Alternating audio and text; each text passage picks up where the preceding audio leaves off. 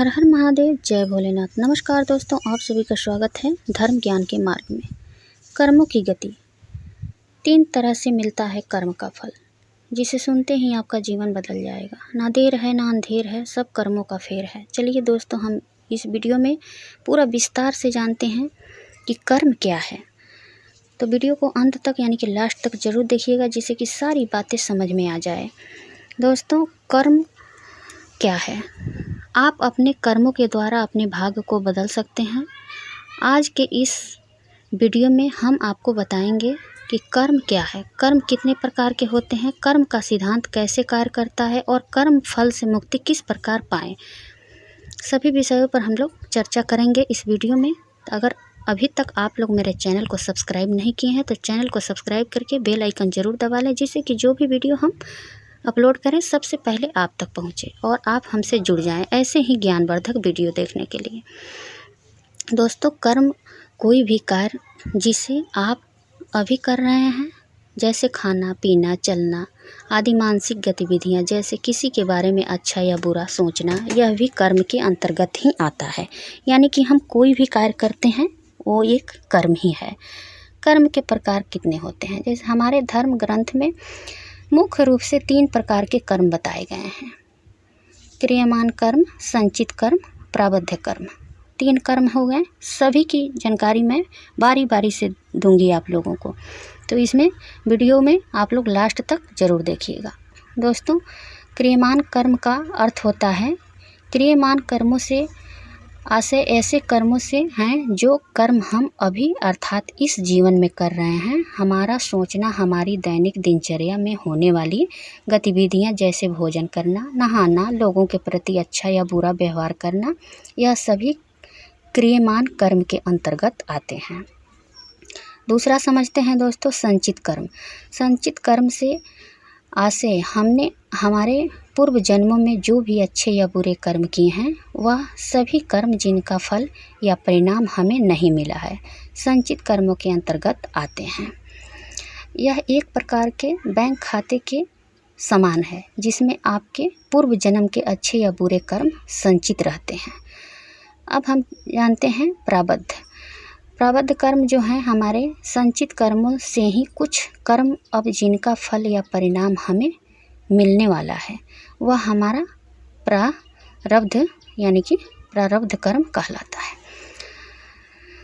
प्रारब्ध कर्म के अनुसार ही हमारे जन्म कहाँ, कैसे, किसके यहाँ होगा, हमारी शादी और मृत्यु कैसे होगी निर्धारित होता है। प्रारब्ध कर्मों को ही हम भाग्य या किस्मत के नाम से जानते हैं। दोस्तों, कर्म का सिद्धांत जैसे को तैसा के आधार पर कार्य करता है। अगर बड़े बुजुर्गों की भाषा में कहा जाए तो आपने जैसा बीज बोया है आपको वैसा ही फल भोगने को मिलेगा। अर्थात आप दूसरों के साथ जैसा व्यवहार करेंगे वैसा ही व्यवहार आपके पास लौट कर आता है। यदि आप दूसरों के साथ अच्छा व्यवहार करते हैं तो इसका फल आपको इस जन्म है या आपके आने वाले जन्म में अच्छा ही मिलेगा। ठीक उसी प्रकार यदि आप दूसरे के साथ बुरा व्यवहार करते हैं तो कभी न कभी आपको भी उसके अनुसार बुरा फल प्राप्त होबे करेगा, नहीं होने की संभावना ही नहीं है। कर्म का फल क्रियमान कर्म और प्रारब्ध कर्म दोनों को मिलाकर भी प्राप्त होता है।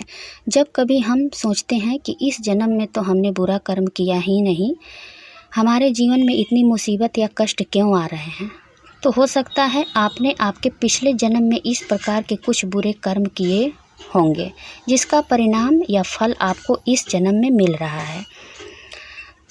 दोस्तों, अब आप समझ ही गए होंगे कि कर्म का सिद्धांत किस प्रकार से कार्य करता है।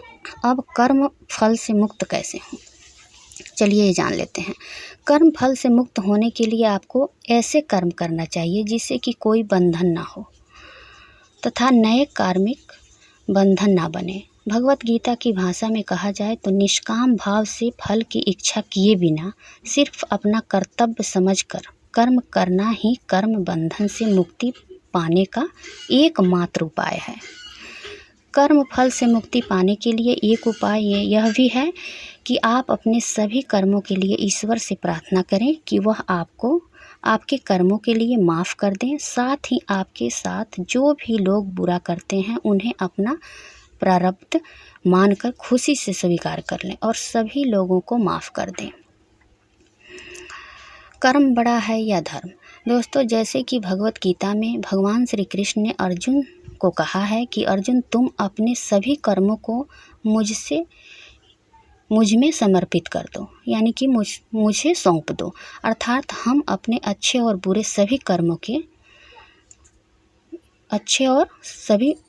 कर्मों का प्रकार के कर्मों को भगवान को समर्पित कर भी कर्म बंधन से मुक्त हो सकते हैं। दोस्तों, कर्म का मतलब यही है कि अगर जो भी आप कर्म कर रहे हैं अभी इस जन्म में, तो अगर आप सोचते हैं कि जो कर्म हम कर रहे हैं अभी तो बहुत अच्छा कर रहे हैं, तो हमारे साथ बुरा क्यों हो रहा है?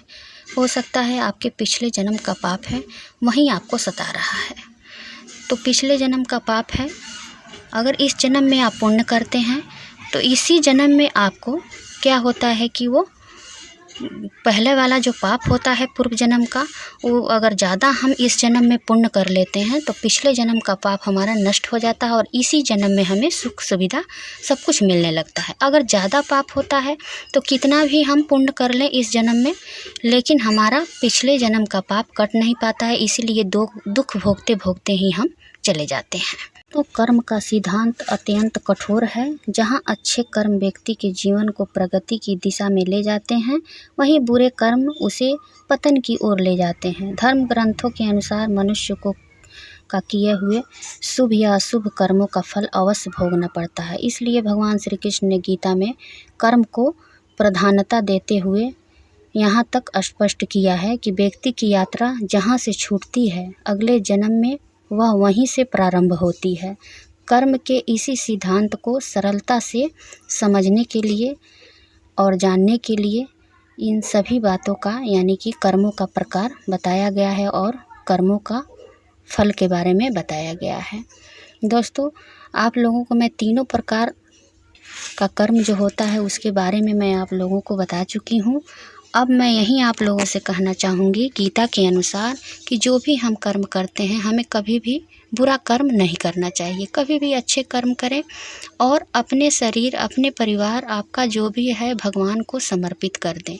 अगर जब हम अपने जीवन की गाड़ी को भगवान को समर्पित कर देते हैं तो भगवान उसे अपने हिसाब से चलाते हैं, और जब अपनी गाड़ी को हम अपने खुद मालिक समझकर चलाते हैं अपने जीवन की गाड़ी को, तब भगवान उसमें कुछ नहीं कर सकते हैं। इसलिए हमें कभी भी बुरा कर्म करने से बचना चाहिए और अपने जीवन की गाड़ी को भगवान को सौंप देना चाहिए। इससे हमारा नैया पार लग जाता है। तो उम्मीद करती हूँ कि ये जानकारी आप लोगों को पसंद आएगी। वीडियो पसंद आए